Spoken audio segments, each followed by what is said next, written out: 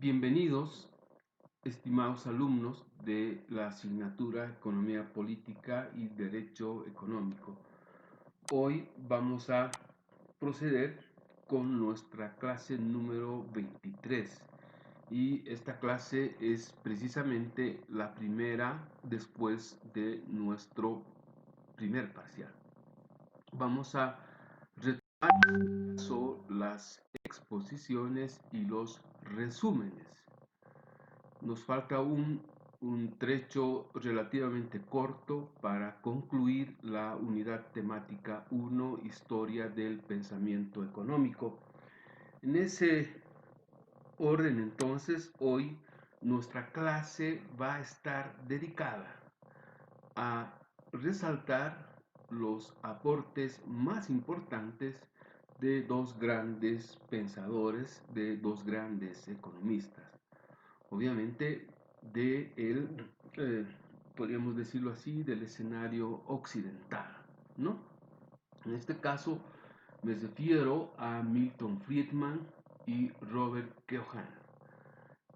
Ambos ciertamente responden a su época, ¿verdad? Hubiera sido interesante dedicar solo una clase a cada autor y no en un resumen apretado presentar en una sola clase los aportes de estos dos grandes economistas. Sin embargo, debido fundamentalmente a esas limitaciones del tiempo y además ante aquel afán de concluir lo más antes posible esta unidad temática 1, es que hemos forzado un poco y vamos a tratar de resaltar, de enfatizar los aportes más importantes al pensamiento económico de estos dos extraordinarios autores. Comencemos entonces. Vamos a iniciar entonces esta presentación en el formato que siempre estamos usando y en primer término vamos a la biografía de cada uno de estos autores. Comenzamos entonces con Milton Friedman. Él nació en Nueva York el año 1912 y partió de este mundo el año 2006. Milton Friedman ha sido considerado como uno de los economistas más grandes de la época. Tal es así que el año 1976 recibe el Premio Nobel de Economía. Ahora bien, y esto es importante subrayar, al ser profesor en la Universidad de Chicago, fue uno de los fundadores de esta famosa, célebre Escuela de Economía de Chicago, ¿no? Una escuela económica, de economía clásica, defensora además del libre mercado. De ahí este famoso apelativo que tiene Milton Friedman. A él se refieren como el padre de los Chicago Boys, es decir, de estos economistas que siguen su línea de pensamiento y que forman, ¿no es cierto?, en Chicago, en la Universidad de Chicago, perdón, todas estas grandes ideas de Milton Friedman, sobre todo, como acabo de mencionar acá, ¿no? Economías, teorías económicas, corrientes económicas que defienden fundamentalmente el libre mercado. Voy a resaltar otra vez este premio Nobel de Economía, ¿no? Él es Milton Friedman. Veamos ahora cuál es el contexto histórico que rodea la producción de su obra. Cuando él irrumpe en el escenario académico, en el campo de la economía, todavía el mundo vivía el escenario de la Guerra Fría, ¿no? Ese enfrentamiento, si quieren, bajo la cortina de hierro, conocida como el Muro de Berlín, ¿no? Que dividía el mundo en dos bloques entre Estados Unidos y la ex Unión de Repúblicas Socialistas Soviéticas. Y claro, esa confrontación, esa guerra, podríamos decir, entre dos modelos y dos ideologías también, ¿no? Capitalismo y comunismo, ¿verdad? Entonces, en la década de los finales de la década de los 60, iniciados los 70, en plena Guerra Fría, se produce en América Latina la implementación del Plan Cóndor.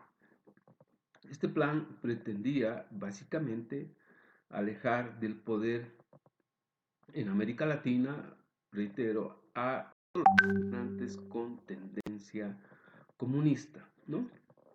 Entonces, en el marco de este plan, por ejemplo, se realizan los golpes de Estado en Bolivia el año 71, le sigue Chile el año 73, ahí se implementa una dictadura, la dictadura de Pinochet precisamente, donde Milton Friedman jugará un papel importante en lo que significa el asesoramiento y la implementación bajo el régimen de Pinochet de un nuevo modelo económico. Y como que, pues este escenario, como les estoy mencionando, de regímenes militares, todo en el horizonte del Plan Cóndor, había generado una corriente, si quieren, autoritaria militar, que pretendía, obviamente, dejar de lado esa tarea, esas tareas fundamentales del Estado en el campo social y pretendían básicamente dejar al mercado, ¿no? Al libre mercado, como el como definidor, si quieren, de las políticas, como definidor de los temas fundamentales en la economía. Por eso, defensor a ultranza, ¿no?, del liberalismo Milton Friedman, y también enemigo de cualquier intervención del Estado, siguiendo, claro, el pensamiento casi a pie de juntillas, diría yo, de Friedrich von Hayek, ¿verdad? He colocado acá en el contexto histórico esto del Plan Cóndor porque Milton Friedman jugará un papel importante en el modelo económico que implementará la dictadura de Pinochet en Chile a partir del año 1973, ¿no? Y considero importante referirme a esta crisis, ¿no?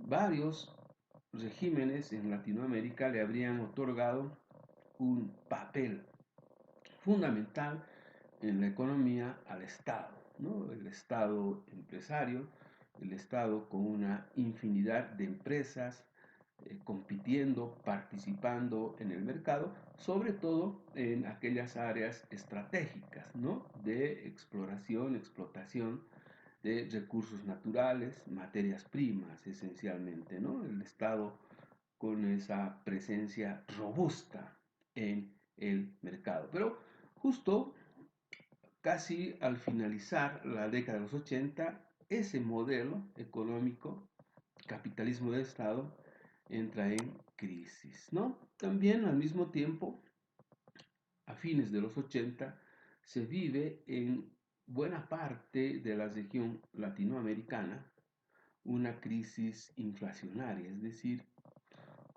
unos escenarios con subidas de precio más allá incluso de lo normal, ¿no?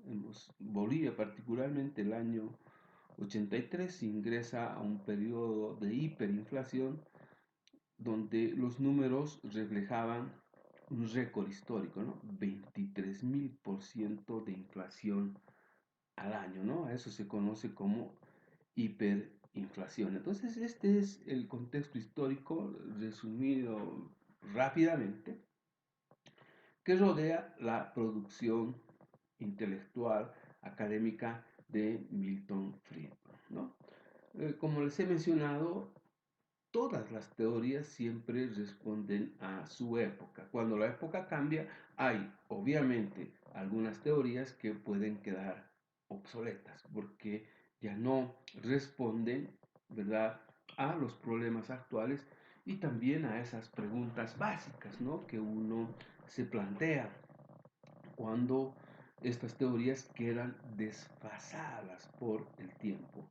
Por eso he considerado de fundamental importancia siempre referirme y de la manera más detallada posible, aun cuando con las limitaciones de tiempo, ¿verdad?, referirnos de la manera más detallada posible al contexto histórico, es decir, a la descripción de las circunstancias que rodean, en este caso, la producción teórica, la producción académica de Milton Friedman, ¿no?, y de los otros autores también. Con esta descripción pasaremos entonces a los principales aportes de Milton Friedman al pensamiento económico. Bien, él es conocido como el padre de la teoría monetarista, ¿no? Eh, Da la impresión de que se trataría de una teoría económica muy compleja, compleja de describir, de interpretarla, de comprender también. Sin embargo, en esa idea de que debemos siempre facilitar el conocimiento, eh, dotarles a los estudiantes, ¿no?, de ideas, en este caso, describir la idea fundamental de esta teoría de la forma más sencilla posible. Y vean, en 3 líneas está resumida esta teoría, ¿no? Milton Friedman eh, ponía una especial importancia a la cantidad de dinero que circula en el mercado, ¿no? Entonces, él mencionaba que cuando hay tendencias a subidas de precios, a través de los mecanismos financieros, ¿no es cierto?, los bancos centrales deberían retirar un volumen importante de dinero que está circulando, de papel moneda, dicen otros, ¿no es cierto?, en el mercado. Y al mismo tiempo, también Milton Friedman encontraba esta relación en periodos de recesión, es decir, por ejemplo, hoy estamos viviendo los efectos de la cuarentena, ¿no? Se ha detenido la economía, se ha detenido la producción y eso ciertamente puede generar una tendencia, si quieren, a crisis, una tendencia a una reducción fundamental, importante del Producto Interno Bruto, que eventualmente, ¿no es cierto?, puede llevar a escenarios de agudas crisis, ¿no? Pero ¿qué dice Milton Friedman? En esos momentos el Banco Central debe aumentar el volumen de dinero y el volumen de la circulación de los recursos, ¿no? Vean cómo esta teoría monetarista está siendo aplicada en este periodo en el gobierno boliviano y otros gobiernos también con la distribución de estos famosos bonos, ¿no? Se habla incluso en estos días de un bono de 1.000 bolivianos, ¿no?, que estuviera sujeto a una aprobación de la Administrativa Plurinacional, un préstamo. Pero ¿cuál es el objetivo? Aumentar la cantidad de dinero en circulación, ¿no?, para promover, obviamente, más demanda y mayor producción. Vean cómo Milton Friedman le otorga un papel de primer orden a la cantidad de dinero en circulación en el mercado, ¿no?, en la economía, si quieren.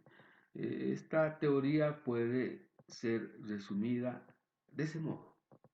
Reitero otra vez, la base de esta teoría es la cantidad de dinero en circulación en la economía, ¿no?, a través de las entidades, autoridades monetarias, en este caso los bancos centrales. Esa cantidad de dinero se puede regular, ¿no?, en función de los escenarios, ¿verdad?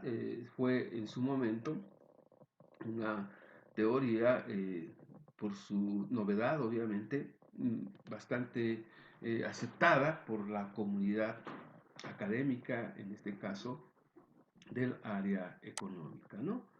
Y también, a la par, eh, dicho sea de paso, por su teoría monetarista, precisamente por esa teoría que he mencionado, Milton Friedman recibe el premio Nobel de Economía el año 1976, ¿no? También quiero destacar esta otra parte. Milton Friedman asesoró a varios regímenes, a varios gobiernos en sus programas de ajuste estructural. Se denominó así porque luego de la crisis del estado de bienestar, luego de la crisis del modelo de capitalismo de Estado, ¿no? Muchos gobiernos tuvieron que realizar importantes ajustes y transformaciones. Estos, como menciono acá, tenían la exigencia, sobre todo, y además el carácter de estos ajustes, ¿verdad? Tenían esta característica, es decir, cambiar la estructura. En este caso, achicar al Estado o sacar al Estado, ¿no?, de la economía y dejar todo al mercado y la iniciativa privada. En ese sentido, Milton Friedman y los Chicago Boys juegan un papel fundamental. Ya me había referido al asesoramiento que brinda Milton Friedman al régimen de Pinochet en la implementación de su modelo económico, y también en esta parte me voy a referir a la intervención en calidad de asesoramiento, de equipo de asesoramiento económico, al gobierno de Víctor Paz Estenssoro en el año 1985. Como todos ustedes seguramente conocen, Víctor Paz Estenssoro realizó un cambio radical en el modelo de la economía de nuestro país a partir, vean, de un decreto, de un solo decreto, el famoso decreto 21060, ¿no? Bolivia vivió una crisis en ese momento sin precedentes, con ese nivel de inflación, desabastecimiento, filas, lo que la gente demandaba en ese momento a los políticos, y que además eran los inicios de la apertura democrática, era que arreglen la crisis económica y que paren la inflación. Se dice que los Chicago Boys, ¿no?, a la cabeza de Milton Friedman, jugaron un papel central, un papel de primer orden en la implementación, ¿no?, del nuevo modelo económico a partir del decreto 21060, ¿no? De ahí viene ese famoso adjetivo, ¿no?, apelativo, diríamos, de los Chicago Boys, ¿no? Incluso Evo Morales en una de sus alocuciones, cuando cambia de modelo, otra vez el Estado se torna de manera robusta, incluso hipertrofiada, ¿no? Es decir, un crecimiento desmedido. Evo Morales decía, ¿no? Antes en Bolivia los que decidían la economía eran los Chicago Boys. Ahora en Bolivia la economía manejan los indios, decía él, ¿no? Manejan los Chuquiago Boys. Vean esa anécdota, ¿no? Chicago Boys y Chuquiago Boys, ¿no? Chuquiago Boys, decía Evo al referirse sobre todo a su ministro Luis Arce Catacora, que había implementado, ¿no es cierto?, un modelo económico con una presencia robusta del Estado, y obviamente se referían a todos los resultados negativos que precisamente arrojaron en los indicadores económicos estos programas de ajuste estructural, ¿no? Esa frase de Evo Morales quedó en ese nivel, ¿no?, bastante anecdótico también. Bien, me he referido entonces a los principales aportes de Friedman. teoría monetarista y los programas de ajuste estructural en otros países, ¿no? Quiero en otros aportes referirme otra vez a esto que es la base, la característica fundamental de los Chicago Boys a la cabeza de Milton Friedman. Ellos son totalmente cualquier intervención del Estado en la economía. Entre sus principales obras podemos mencionar las siguientes: Inflación, causas y consecuencias, publicada en 1968, y esta que me parece importante porque acá plasma él también, ¿no es cierto?, esa teoría monetarista que le dio la posibilidad de ganar el premio Nobel de Economía. Tendencias monetarias en los Estados Unidos y en el Reino Unido, publicada en 1981. Tiene más obras, pero yo he querido destacar con ustedes estas dos, ¿no? Entre sus frases célebres, vean, los gobiernos nunca aprenden, solo la gente aprende. Esta frase es bien profunda porque muy crítico él de los gobiernos, él sostiene esto de que los gobiernos nunca aprenden a gastar lo que tienen. Siempre hay una tendencia de la mayor parte de los gobiernos a gastar siempre más. Es por eso que al finalizar la gestión siempre quedan en déficit, en deuda, ¿no? Y ese déficit normalmente los gobiernos suelen cubrir con préstamos, ¿no? Con préstamos fundamentalmente del exterior, de organismos internacionales, acuden al Fondo Monetario Internacional porque siempre gastan más de lo que tienen. Entonces él se refería con esa frase a esa tendencia de los gobiernos, ¿no? Dice, la gente puede aprender a gastar lo que tiene, lo que gana, pero los gobiernos nunca aprenden, siempre gastan más de lo que recauda, más de lo que tiene. Esta frase realmente es muy interesante, ¿no? Y vean, esta otra, uno de los más grandes errores es juzgar a los políticos y sus programas por sus intenciones en vez que por sus resultados. Esta frase realmente es muy profunda. Y vean esta, él estaba a favor de la legalización, ¿no? Y él afirmaba así, estoy a favor de legalizar las drogas, ¿no? Porque él sostenía que las actividades prohibidas, reguladas, siempre tienen un mercado negro, ¿no? Y en el mercado negro la tendencia de subida de precios y además de utilidades siempre es significativa. Si hubiera una legalización, es posible, dice él, que incluso por las leyes del mercado, ¿no? Muchas drogas desaparecerían o disminuirían de manera considerable su producción, ¿no? Yo les hago una sola pregunta en esta línea. ¿Qué sucedería con la hoja que se cultiva en casi 22.000 hectáreas en el trópico de Cochabamba si se legaliza, por ejemplo, este estupefaciente conocido como clorhidrato de cocaína?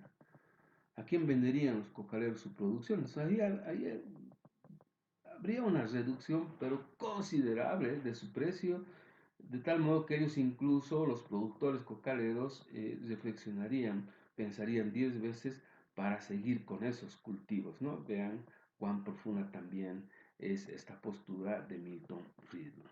Bien, acabando con Milton Friedman, vamos a pasar ahora a Robert Keohane.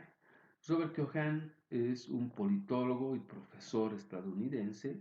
Él ha nacido en 1941 en Chicago y todavía continúa aportando no solo a la economía, sino también a las relaciones internacionales. Por eso sostengo acá en esta línea, cuando intento presentarles a ustedes un resumen de su biografía, textualmente les digo, ¿no? Fue uno de los teóricos más importantes de las relaciones internacionales en el siglo XX. Esta materia, aunque todo está relacionado, ¿no? Es economía, historia del pensamiento económico, pero acá los estoy haciendo incursionar casi de manera obligada a este autor que es más bien más experto en relaciones internacionales, ¿no? Entonces, el contexto histórico cambia radicalmente cuando este autor comienza a producir su obra, ¿no? Pasado, si quieren, de manera muy rápida, sin describir adecuadamente. Vean, con Milton Friedman veíamos todavía que estábamos en la Guerra Fría, ¿no? En cambio, en este autor, el mundo está, en el mundo se están desarrollando cambios radicales, ¿no? Por ejemplo, por ejemplo, se derrumba el muro de Berlín y concluye esa denominada Guerra Fría entre los dos bloques, ¿no? A raíz precisamente del colapso de la ex Unión de Repúblicas Socialistas Soviéticas, ¿no? Entonces estamos hablando de una nueva era, de un nuevo mundo, ¿no? Por eso sostengo, digo, fin de la Guerra Fría. Y esto también es importante. El mundo ingresa a la tercera fase de la revolución industrial, es decir, al Internet, a lo digital, a la biotecnología, a las nuevas tecnologías de información y comunicación, ¿no? Estas son las características esenciales de la tercera revolución industrial y eso ciertamente transforma al mundo, ¿no? El mundo de hoy, bueno, hoy ya estamos ingresando, o ya hemos ingresado, perdón, a la cuarta fase de la revolución industrial, pero esta tercera cambia radicalmente, ¿no es cierto?, la faz del mundo, de la tierra, ¿no? Vean con el Internet, vean con la tecnología digital.